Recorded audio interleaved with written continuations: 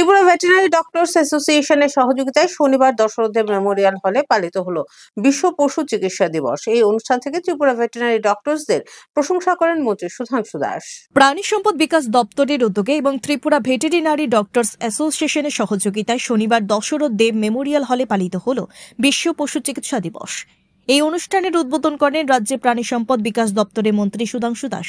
অনুষ্ঠানে উপস্থিত ছিলেন দপ্তরের সচিব তথা ISF কে শশী কুমার, ARDTর পরিচালক ডক্টর বিমল কৃষ্ণ দাস এবং অ্যাসোসিয়েশনের সভাপতি ডক্টর প্রিয়ব্রত নাথ, সহ সভাপতি ডক্টর সুজিত সাহা, ডক্টর চিন্টু দেববর্মা প্রমুখ। অনুষ্ঠান চলাকালীন এক সাক্ষাৎকারে ভেটেরিনারি ডক্টরদের প্রশংসা করে দপ্তরের মন্ত্রী সুধাংশু দাস বলেন, তারা প্রতিনিয়ত রাজ্যের মাঠে ময়দানে নেমে পশু পাখিদের চিকিৎসা পরিষেবা প্রদান করছেন। এই পশু চিকিৎসালয়ের কর্মীদের সম্মানিত করা এবং কাজের প্রতি উৎসাহিত করার জন্যই ভেটেরিনারি ডে পালন করা হয়।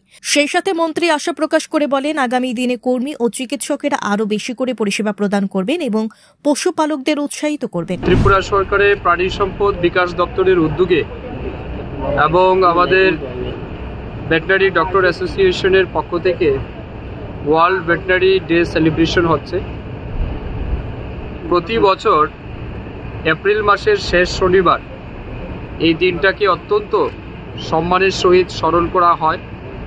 আজকের দিনের এই সেলিব্রেশনের মূল উদ্দেশ্য হচ্ছে সারা বছর যে সমস্ত ভেটেরিনারিয়ান ডক্টর যারা মাঠে ময়দানে পশু পাখিদের চিকিৎসা পরিষেবা প্রদান করে এবং যারা প্রতিনিয়ত আমাদের সমাজের অন্যতম অঙ্গ পশু পাখিদেরকে সুরক্ষা প্রদানের জন্য যারা কাজ করে, তাদের এই কন্ট্রিবিউশনকে রিকগনাইজ করা, তাদের সার্ভিসটাকে সম্মানিত করা এবং ভেটেরিনারিয়ান ডক্টর যারা আছেন তাদেরকে ফার্দার মোটিভেশন করা সেই কাজের জন্য।